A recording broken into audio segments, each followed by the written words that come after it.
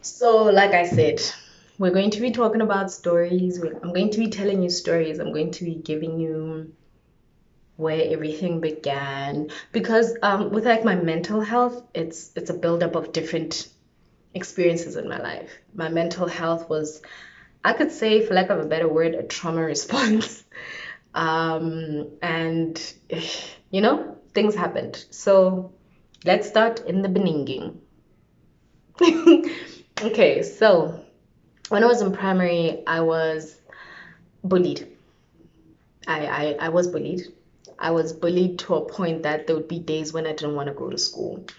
And I was bullied on things that I could not change.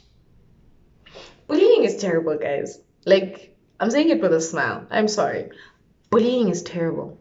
Bullying tears down people. Don't do it. Don't do it. Be kind. So let me give you a story. When I was, like I said, when I was in primary, I was bullied on my name. That my name is Shayna, and I'm a dark-skinned baby. And dark-skinned babies can't have white people names. Well, I don't know what gave them the thought that it's a white people's name, but anyway, the name is Shayna. The surname is Rue. How could this dark-skinned kid have a white name, or rather, a non-African name? And they always used to be on my case about why don't you use your Sesotho name? I have a Sesotho name. I choose to not use it. Do you use your middle name? Do you walk around telling people, hi, I'm Margaret. Hi, I'm Jacob. No, you tell them, hi, my name is Tepo. Hi, my name is Tlang, or whoever, right? So that was an issue. They had an issue with the fact that my mom was white. Yes, my mom is colored, borderline white. So is my sister. And here was, guys, you see me, I'm like, but when I was growing up, I was dark. I was dark, like dark. You understand? So now the question was, how does this fit to this, being my mom? And they had a problem with that, and they used to say I'm adopted. And as a child, when you spend a lot of time at school and you hear these kids daily telling you that you're adopted, eventually it's gonna do something. And I remember asking my mom a couple of days in succession, like, girl, am I adopted? Am I adopted? Until eventually she sat me down. She was like, what's going on? Why do you keep asking me if you're adopted? And I told her the kids at school are saying this and this and this. They're saying because you're light-skinned and I'm dark, that you probably adopted me and you look like a white woman. I look like a non-white child. So what's going on? And my mom sat me down and she was like, Shayna, you're not adopted. You're my child. And she gave me the details. Don't think too far. She gave me the details in the sense of, you're my child, look at this, look at that, and things that I inherited from her. And then I believed it. But she eventually even had to go to the school to say, can you not do this? Can you not be on her case about being adopted? She is not adopted. She actually is my child. And I guess they were surprised. I don't know. They had a problem with the fact that I spoke English. They had a problem with the fact that I had an accent. They had a problem with the way my body looked. You see, at that time, things had not yet sprouted. There were missing things here and there. You understand? And they had a problem with the fact that, you see, certain aspects had not grown, and that warranted me to have names that they called me. And kids are mean. Kids are really mean. But I think as parents, oh yeah, I'm a parent. Anyway, as parents, we need to teach our kids that being mean to other children is not nice. Being mean to other children tears them down. Because as we speak, I'm an adult, right? I'm an adult and I'm adulting. But the thing is, there are moments where the things that they used to say to me, I still look at myself and I'm like, maybe if you, And the things, because they used to compare me to my mom and my sister. They used to compare their looks to my looks. They used to compare our skin tone and stuff like that. And there are times when I would look at myself and I'm like, maybe if you were lighter, maybe if you had straight hair, maybe if you didn't have 4C hair, maybe if, all those things. But it's things that later now made my confidence a bit shaky. Because I mean, if I spent most of my time at school and I kept hearing this, it means it was embedded somewhere. And I think some days, there are days when I look at myself and I don't like the Sheena that I see.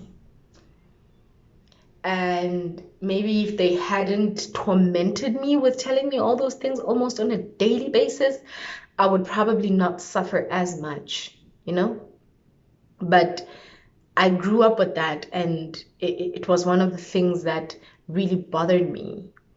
There are moments where I still look at myself and I don't like me. There are moments when I look at my sister and I look at my mom and I wonder, why did I turn out the way I did? It's hurtful things that I grew up with. And I guess I've forgiven them. I've forgiven them because they were kids and they didn't know what they were doing. And if anything, I feel like their parents should actually review themselves, but they don't know what their kids did. And it's very unfortunate in the country that we live in that bullying is looked at as a form of, making your name known or making your position known in the world or in the country or at school. You just show off your power. It's not right. It really isn't. As it is, what I do currently, because I still suffer with, is it body dysmorphia? Is that what it's called? Where you look at yourself and you don't really like what you're seeing. I try to speak to myself kindly. I try to look at myself and I say, you know what, Shayna, you're beautiful. Your body's perfect the way it is. You don't need bigger or smaller things on your body to be perfect, And some days it works and some days it doesn't. Some days I feel like I need validation from other people. I need somebody to look at me and say, Shayna, you're very beautiful. And that's not right. It needs to start within. It needs to start with me looking at myself and saying, you are beautiful, and that being reason enough to not feel any other way. It's painful being an adult and looking at yourself and wanting somebody else to validate what you are looking at, wanting somebody else to validate that you indeed are beautiful, when in actual fact you don't need their validation. Your word is validation enough, because I mean, if I don't convince me, who else is going to convince me? It took me time to learn that. It took me time to learn that sometimes hearing it from me is what matters most. Sometimes hearing it from my own mouth and looking at myself and saying, listen, I'm in tune with you. You are beautiful. You are perfect. And there is nothing about you that I would change. Having to learn that took me so much time. And like I said, it's not like I've fully learned it and I'm just like, hey, no. There are days when I literally have to wake up, drag myself in front of the mirror and remind myself, look at myself and believe in the words that I'm saying and tell myself that I'm beautiful. It gets difficult. Some days I don't even believe myself when I'm saying those things. I don't believe myself, and it takes time to learn to do that. It takes time to accept that even if I have acne, it doesn't mean anything. It doesn't mean that I'm not beautiful. Even if I have gained a couple of, it doesn't mean nothing. I am still Shayna and I'm still perfect, right? I was made with perfection in mind. Oh my God. Anyway, it first starts with you. I know it's not easy. I know it will never be easy. But it first starts with you. It first starts with accepting how you look. Because it's not like when they were bullying me, they were mentioning things that are non-existent. No, they were talking about things that were there on my body or not there at the time. It's not like they were just saying, oh my God, you have a horn on your head. No. They were mentioning things that were there. You are dark. Your mom's white. Then what? They were mentioning things like you speak English. It's too much. Yeah, now these days English is in. But back then, trust me. Trust me. Okay. It's not like they were mentioning things that were not evident. That's what made me believe them more. They were mentioning things that were really evident with my body, where I'd look at myself and I'll be like, Mara, this one has a bit of it. And then me, you know?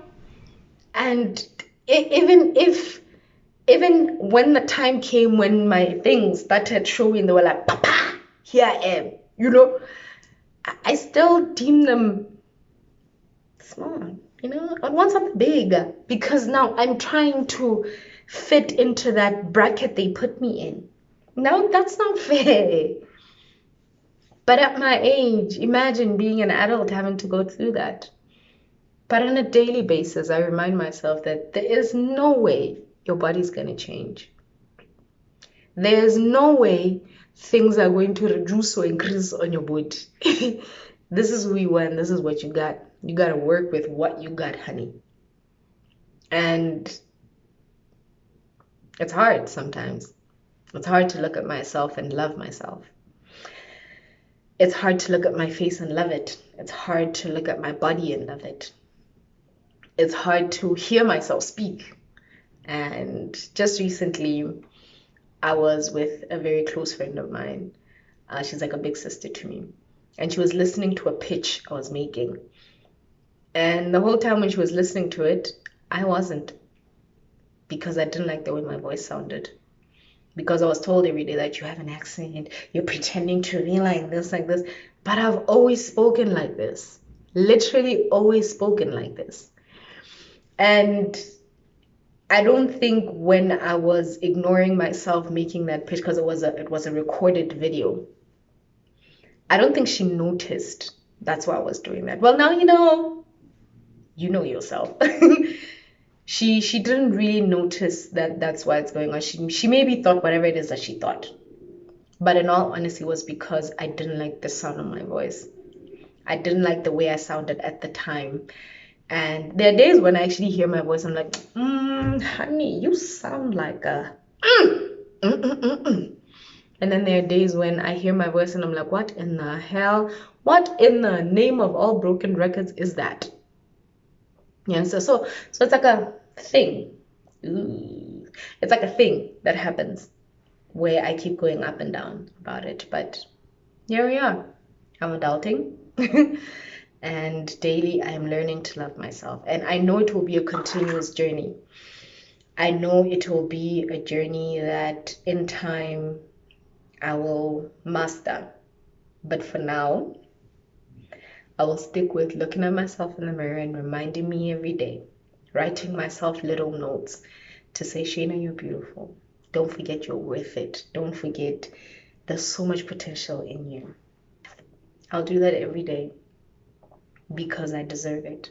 I deserve to smile. I deserve to know that I'm beautiful. I deserve to tell myself that I'm beautiful. And with that, I know that is the lesson I want to teach my daughter. That you don't need me to tell you you're beautiful. You don't need the next person to tell you you're beautiful. All you need is you to tell you you're beautiful and believe it because it's true. Thank you for sitting with me with this conversation. Bye.